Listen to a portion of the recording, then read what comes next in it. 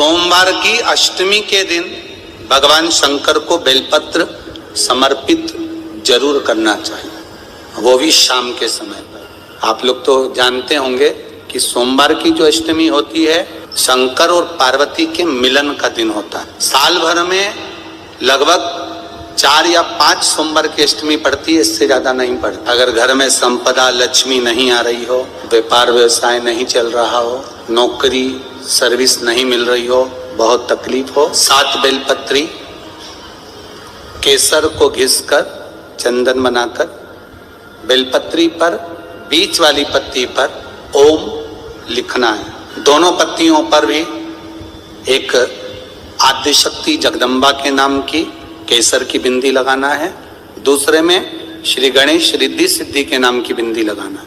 शिव जी पर समर्पित करते जाना, शंकर को चढ़ाते जा। पढ़ने वाले दिन अगर बेलपत्र पर केसर का भाग लगाकर ओम लिखकर केसर का ही तिलक लगाकर मां आद्यशक्ति गणेश जी रिद्धि सिद्धि के नाम से 7 बेलपत्र शिव को समर्पित कर लाल वस्त्र में उसको बांधकर, जिसका व्यापार व्यवसाय या नौकरी सर्विस नहीं हो, बहुत कष्ट चल रहा हो, बहुत जिंदगी में दुख चल रहा हो, उसको 2-1 महीना रख कर देखो, बाबा लाइन लगा देगा आपकी संपदा की ओर, आपका हाथ पकड़ देगा।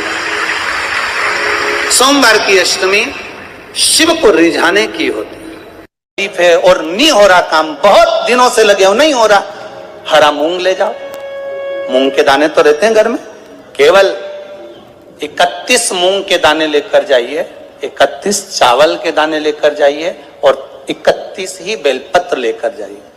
जिस दिन सोमवार की अष्टमी हो, कौन से दिन?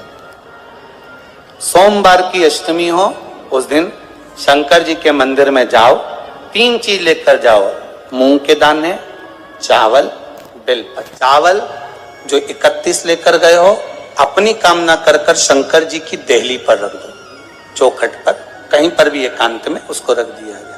मूंग के जो दाने लेकर गए हो 31, वो नंदी के पास में, जो नंदी का पांव ऊंचा रहता है उस पांव के पास रख दीजिए। और जो 31 बेलपत्र लेकर गए हो वो 31 बेलपत्र अशोक सुंदरी वाली जो जगह है, आपको पहले बताया है कथा में, अशोक सुंदरी जी का स्थान गिरता है।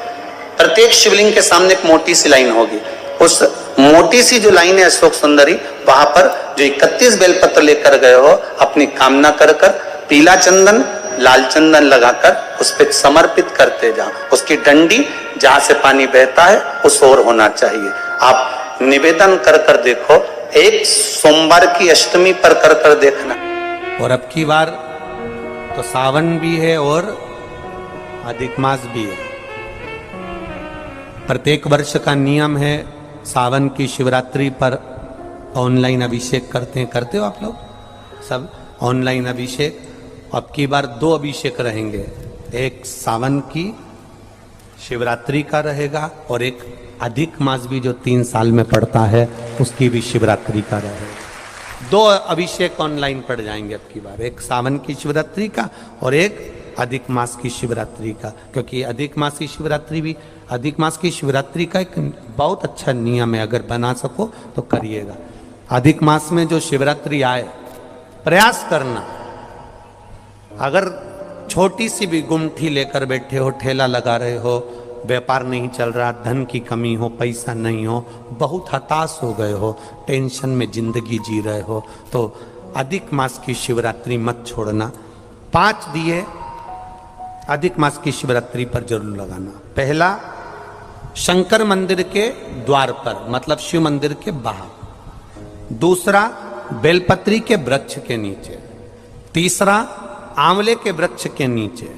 चौथा नदी का घाट या कुएं का घाट या तालाब का घाट या सरोवर का घाट या आपके घर में कोई पानी का हंडा हो उसके पास में। और 5वां अपने दरवाजे की चौखट पर राइट हैंड में दिया अवश्य लगाएं। ये अधिक मास की शिवरात्रि पर जरूर करना। जिंदगी में कितना भी धक्का खा रहे हो गए, भगवान हाथ पकड़कर खींचकर बाहर कर ही देगा। शिव तत्व को जानो। अभी क्या चल रहा है? सावन।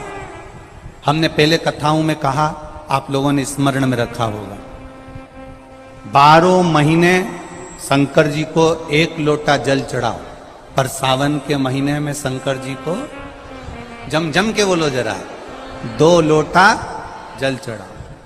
इस पुष्कर की ब्रह्मा शिव महापुराण की कथा का स्मरण करिएगा, थोड़ा सा ध्यान दीजिएगा।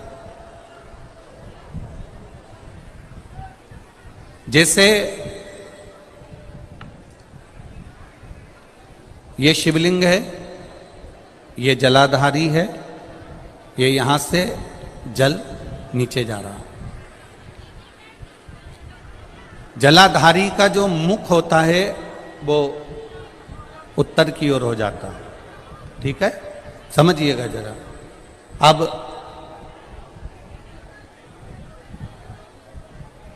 अगर मान लो लड़का 35 साल का हो गया, 36 साल का हो गया, बेटी की शादी नहीं हो रही, 35 साल हो गए, 36 साल हो गए, 40 साल हो गए, देवर देव की शादी नहीं हो रही है, किसी की शादी नहीं हो रही है, तो उसको समझना है सावन के महीने में आप जो 2 लोटा जल लेकर जा रहे हो, उस जल को जहां जलाधारी से पानी बाहर बह रहा है, जहां जलाधारी से, जैसे ये शिवलिंग है, ये गोल जलाधारी, यहां से पानी बह रहा है, तो जल चढ़ाते समय जब आप जल को समर्पित करेंगे दोनों लोटे से, तो धार यहां से लगाते हुए धार को आपको इस शिवलिंग पर पूर्ण समर्पित करना है। कहां से चालू करेंगे? ये जलाधारी जो बनी हुई है अशोक सुंदरी का स्थान, किसके स्थान से? अशोक सुंदरी के स्थान से। अगर लड़के की शादी, लड़की की शादी ना हो रही हो, 35 साल, 40 साल, 42 साल के हो गए, विवाह का कोई योगी नहीं बन रहा, 28 साल, 30 साल हो गए, बहुत प्रयास कर लिया, तो एक सावन के महीने का नियम, 2 लोटे जल लेकर देवाधिदेव महादेव के सामने जाइए। यहां अशोक सुंदरी वाली जगह से दोनों धार एक साथ चढ़ाना प्रारंभ करिए, और करते करते वो धार शंकर भगवान के शिवलिंग पर ले जाकर छोड़ दीजिए। ये सावन के महीने के अगर आपने मात्र 7 दिन भी लगातार अगर ये धार आपने चढ़ा ली है, तो देवाधिदेव महादेव की कृपा से 3-4 महीने में सूचना आपको प्राप्त हो ही जाती है। 12 महीने 1 लोटा जल चढ़ाइए, संपूर्ण 12 महीना 1 लोटा जल चढ़ाओ। पर जब सावन का महीना आए तो अपने हाथ में 2 लोटे होना चाहिए। भले 1 लोटे के ऊपर दूसरा लोटा रख के लेके जाओ, मंदिर में जाओ, अंदर पहुंच जाओ, दोनों लोटों को हाथ में ले और दोनों की धार एक साथ मेरे देव अधिदेव महादेव को समर्पित करो। दोनों की धार अशोक सुंदरी वाली जगह से जल चढ़ाया जाए सावन में, वो विवाह के लिए है।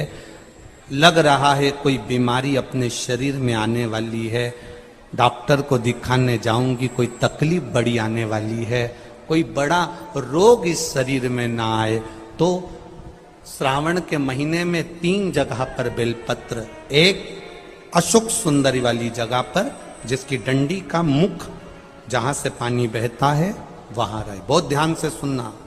दूसरी बेलपत्र माता पार्वती जी का हस्त कमल जो जलाधारी है वहां, उसका डंडी का मुख अपनी ओर हो।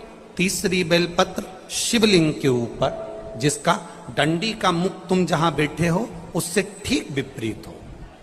अगर आप यहां बैठे हो तो डंडी का मुख उधर हो, आप यहां बैठे हो तो डंडी का मुख उधर हो, अपने विपरीत में डंडी का मुख हो। बेलपत्र चढ़ा देने के बाद 2 हाथ में जो तुम्हारे जल का पात्र है उसको बाबा को धीरे धीरे तीनों स्थान पर धार थोड़ी थोड़ी चढ़ाई है और फिर बाबा का आचमन कर कर आई है। कोई जिंदगी में बड़ी बीमारी निकलेगी ही नहीं, बाबा स्वस्थ रखेगा। ये श्रेष्ठता। अगर मान लो संतान का सुख नहीं है, संतान का सुख नहीं है, 20 साल हो गए, 25 साल हो गए, 30 साल हो गए, संतान का अगर सुख नहीं है तो शंकर का कोई भक्त मिल जाए, शिव का कोई उपासक मिल जाए, या कोई ब्राह्मण देव वेद शास्त्र का ज्ञान रखने वाले, अपने जीवन को सार्थकता में, सात्विकता में जीने वाले, ऐसे ब्राह्मण को जोड़े से उनके बच्चों के साथ बेलपत्री के पेड़ के नीचे भोजन करा देना, खीर खिला देना, और उस खीर के भाग को पति पत्नी दोनों अवश्य पाना। उससे संतान का सुख भी मेरे बाबा प्रदान कर देंगे। सफेद आंकड़े की जड़ का प्रयोग करो, तुम रुका जी वाला, पर साथ में ये भी प्रयास करिए। देवऋषि नारद ने 3 सूत्र भगवान शंकर को प्राप्त करने के बताए। जरा बहुत ध्यान से सुनना।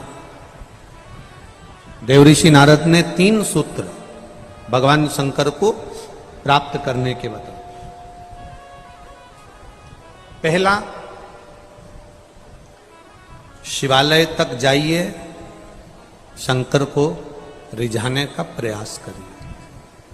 मंत्र चाहे नमः शिवाय जप लो, ओम नमः शिवाय जप लो, डीले कम करो, नमः शिवाय जपो, ओम नमः शिवाय जपो, चाहे श्री शिवाय नमस्तुभ्यम जपो, चाहे महामृत्युंजय मंत्र जपो, चाहे राम कहो, चाहे कृष्ण कहो, तुम्हारी मर्जी पड़े उसका भजन करो। दूसरा, कहीं अगर मौका मिल जाए, चाहे वो टीवी के सामने मिल रहा हो, मोबाइल पर मिल रहा हो, चाहे तुम्हारे नजदीक में कहीं शिव महापुराण की कथा हो रही हो, पंडाल में बैठकर या टीवी के मध्य बैठकर या मोबाइल के सम्मुख या टीवी के सम्मुख बैठकर शिव महापुराण की कथा को सुनो। सुनना ही केवल नहीं है, सुनकर उसको अपनी जिंदगी में उतारना भी है, सुनकर अपने जीवन में उतारना।